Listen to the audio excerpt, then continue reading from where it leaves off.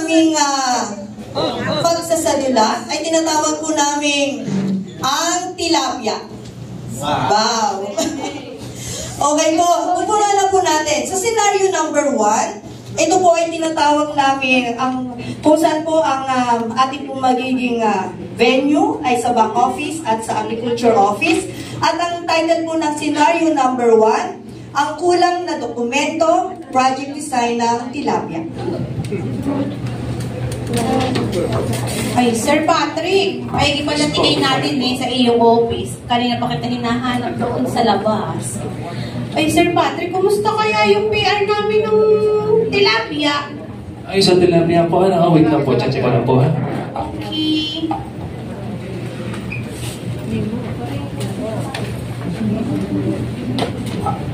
Ay, Ma'am Glay, nandito yung papel mo kaso kulang pa siya ng project design kaya hindi siya tumatakbo dito sa amin.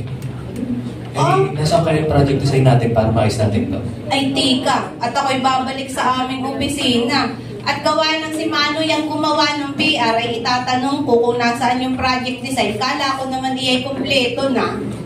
Ay, sige po, pasuyo na lang po ha para maayos natin ito. Okay, sige. Ako'y babalik na lang, Sir Patrick, okay, na. Sige po. Thank you po. Salamat po, thank you. Ako, sarap talaga mag-mine. Ano kaya mamay ko yung araw na ito? Uy, Maloy! Ano?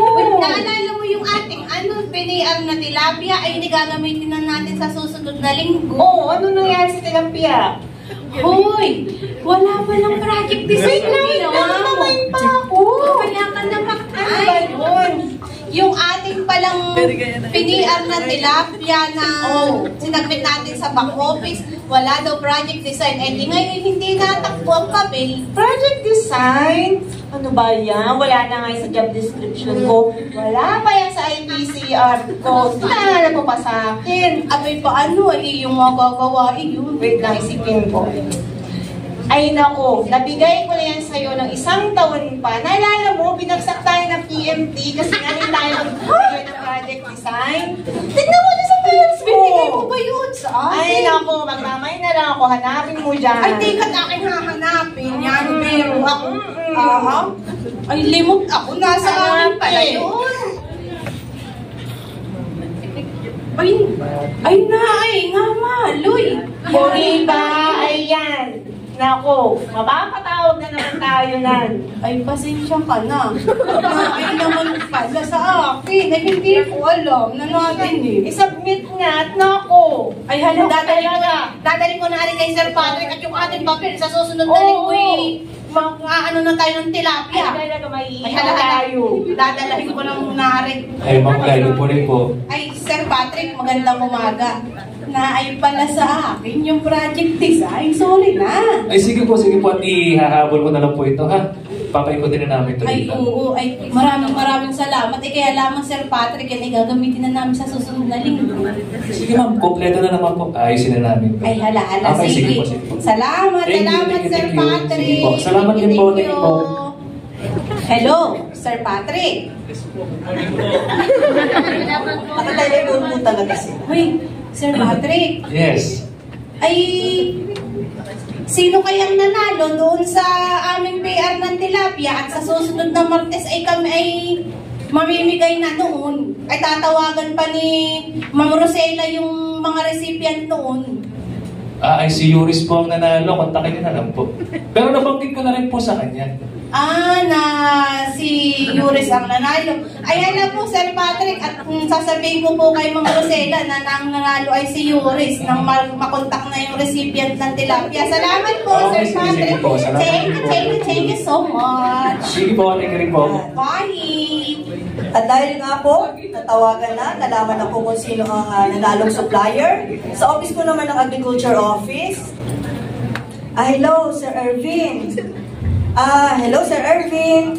Hello po, ma'am. Good morning po. Sir, ngayon po Martes ay meron po tayong bigayan ng tilapia. Kayo po ay isa sa nagpasa ng request letter sa amin. Yes Asahan po namin na kayo po ay makakarating ha. Agapan po natin ang pagpunta.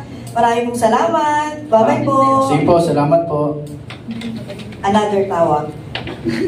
Hello po, Ma'am Rowena.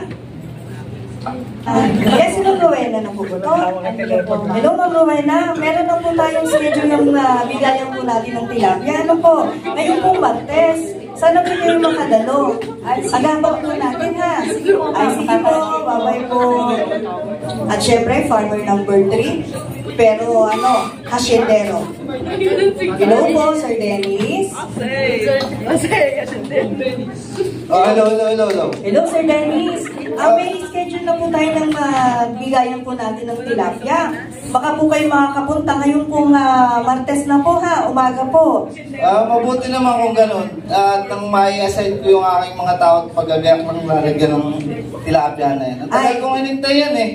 Ay sige po, pasensya na po. Talaga pong inaano po natin yung ating mga papers po ay may proseso po tayong sinusunod. Kaya po, ngayon po na may winner na, kaya may schedule na din po tayo. Sige po, kita na lang po tayo sa Martes. Ano po? Sige, thank you. Okay po, bye-bye po.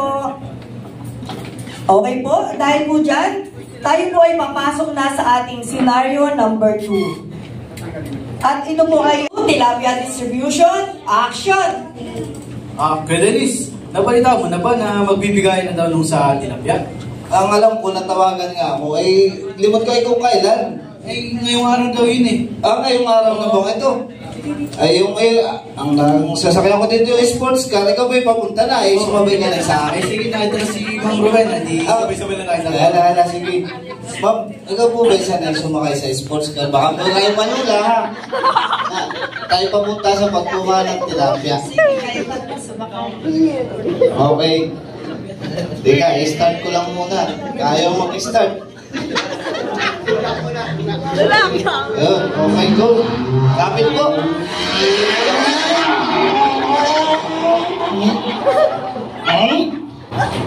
Okay. Ganito. Mauna na kayong pag-claim at ipapark ko lang yung aking sports car. Auto 10 plate number. At susunod na lang ako doon. Sige, kami na ang unang magtatanong doon. Okay, salamat.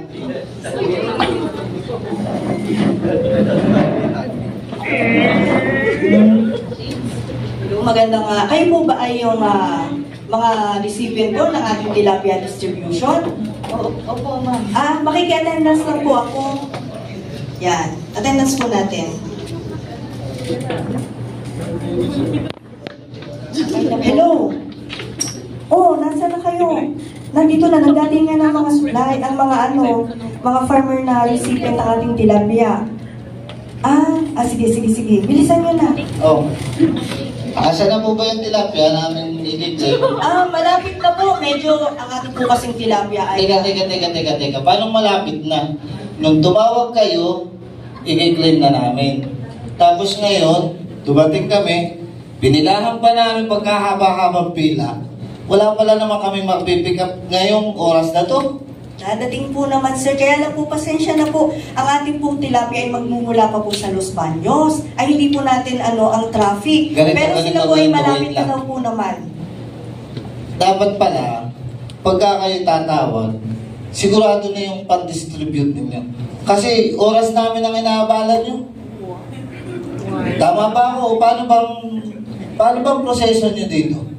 Sir, pasensya na po talaga. Hindi po naman hawak ang oras. Talaga pong traffic lang po sila. Pero ang sabi po, paliko na po na dyan na po sa may labasan. Papasok na po. At ayan, papasok na. Ayan, okay.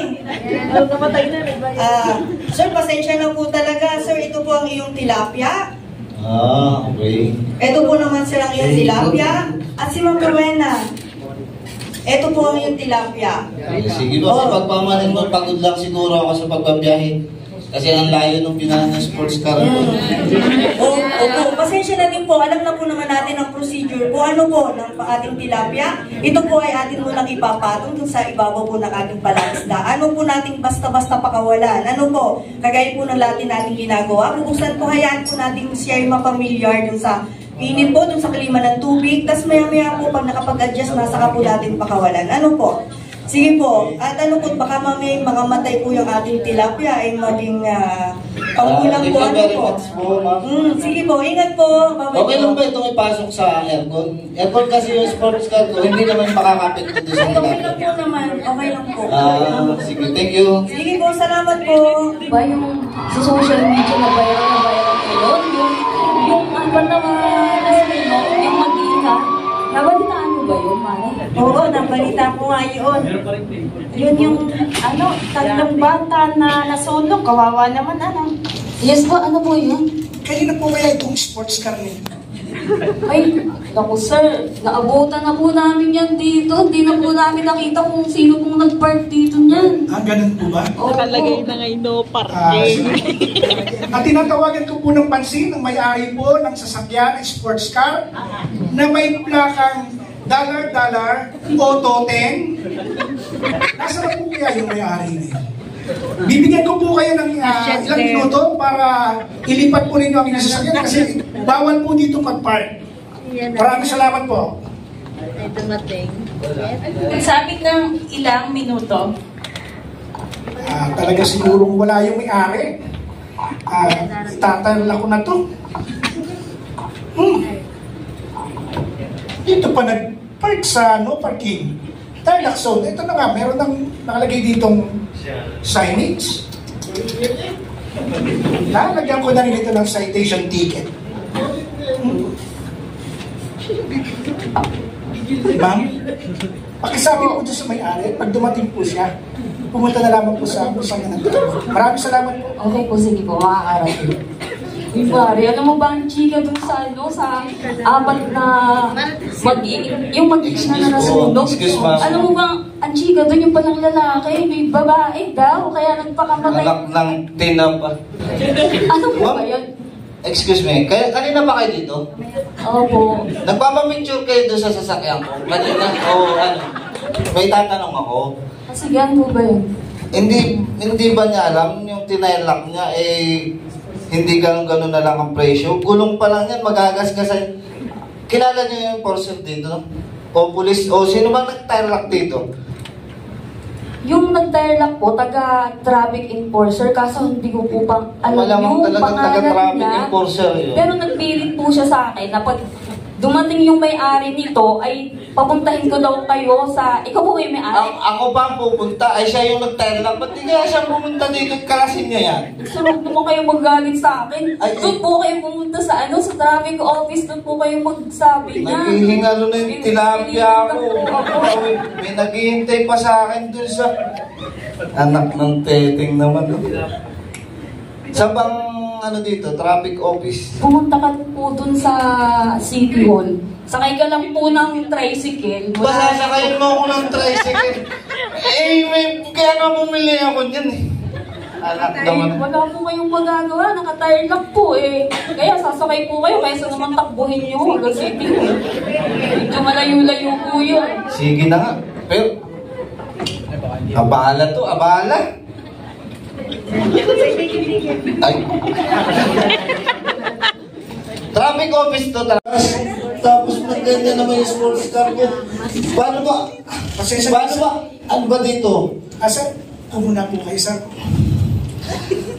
Hinahapo ako sa mga Sir, gusto niyo ng pakananin. tubig? Gusto niyo ng tubig, sir? Sana, kung pwede. Ay, Madam Secretary, ano ba naman? si sir. Ganito kasi, ang layo pa ng pinanggalingan ko, tapos may naghihintay pa sa akin doon. Ngayon, bumalik ako sa sasakyan ko, naka-tile-lock na, ayan, may ticket pa. Ibig sabihin, parang ko na rin binili yung tilapia. Hinihingi ko ka lang yan eh. Pasensya na kayo, sir. Ipapaliwanag ko lang po sa inyo kung bakit po kayo na tayo. Sir, yung lugar na matraffic street, yun po kasi ay Tarlac zone. Yun po may ordinansa na 2127. Kung gusto niyo po makita, pakisuyo nga ako naman. Sir, ito po, mabasa niyo rito, sa matraffic street, bawal po talaga mag-park doon. So, pasensya na kayo, sir. Magbabayad po kayo nito. Ang halaga po nito, 500 piso. O pwede natin pag-usapan na lang yan. Kasi maaabala ka, maaabala ako. Eh, meron naman akong check dito na pwede mo itong Pasensya na kayo, sir. Hindi po ako tumatanggap ng lagay. Kayo po ay pupunta sa treasurer's office at doon po kayo magbabayad. Hindi lagay. Okay, sir. Sige, ganito na lang, sir. Bibigyan ko na lang po kayo ng ano. Tutulungan ko kayo. Ito pong citation ticket na ito, ay papababahin ko na naman po yung violation. Dahil ito po may first time yung magparada rito. Taga-saan mo ba kayo? Ay, kasi taga-London talaga ako. Ay, kaya pa na naman sa Saray. Nasasakay nga lang ng C-130 nung aking sports car. Hindi siya na imagbiyahe dito sa Pilipinas. May kanyan Ay, pala. pasensya na, sir, ha? Ikaw po pala naman galing London. Kaya mo na itong bayaran itong 500. Ilelesen ko sana yung violation nyo. Gawin ko sana 200 na lamang para dun sa, sa obstruction. Parang pinagpapahalan, napakabait mo naman, sir. Kasi talagang 200 na rin yung check. Ay, tama-tama ka lang. Parang, Sige, sir, babawasan ko na lang. Sir, ito po yung babayaran niyo sa treasurer's office. Pupunta po kayo doon. At pag nabayaran niyo na po yun, ma-unlock na po yung inyong sasakyan. paano ko malalaman na unlock na? Tatawag po sa akin pagka nabayaran niya. Okay. Ibig sabihin, kahit nandun pa ako sa treasurer office, Pakita lang na naman po sa traffic office yung resibo. At i-unlock na po namin ito. Para na po. Okay, yung Pagparin nyo, wala na po yung tarlac. pasensya ka na, medyo Ay, ako po mainit ang ako medyo ng pasensya. At kayo po pala ibalik bayan. Sigurado may marami kayong dalang chocolate niyan. Marami, kaso yun nandun nga sa akin sports car. Ay, ganun ba? Oo. Ay, sige, sir. Kaya layo ng travel. At ako naman na magtatanggal nung tarlac. Ay, di... Sige, sir. Sige. Thank you po. Ay, maraming salamat, sir. salamat din po. Pasensya na po sa akin naging emotional kanina. Kasi hindi po sanay sa London yung sasakyan ko na Ay, wala ko naman. Dala ko na po. Gusto mo tilapia, sir? Ay, wag na, sir. Baka mahilig ka sa tilapia. Ay, kakakain ko lang po din ng tilapia. Kagabi. Okay. Parehas tayong hilig. Thank you po. Pagkatapos po ni Sir, siya po ay automatic pumunta na po sa treasurer's office para po magbayad dun sa kanyang citation ticket.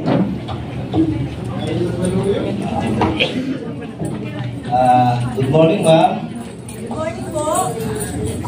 Napagkaganda naman pala ng mga taga-treasurer office. Kahit pala ako laging itarlak araw-araw pag nandito ka sa Pilipinas. Kasi may ticket ako doon sa Tyra kanina. Nakipunta yun. Napunta ako dito ng magalang yung traffic enforcer. Opo. Thank you po. Teka lang po ha. Nakay po, sir.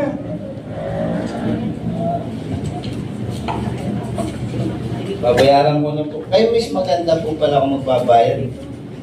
Yan po. Okay na po sir na ito na po yung receipt po ninyo. Tapos punta po kayo sa traffic office. Ipakita nyo lang po ito dun sa staff. Tapos okay na po yung inyong citation ticket. Okay. Thank you. Hello po, Kuya Larry. Hello. Kuya Larry, okay na yung ticket number 5 dito sa Treasurer's Office. Nakapunta na din sa traffic office. Thank you po.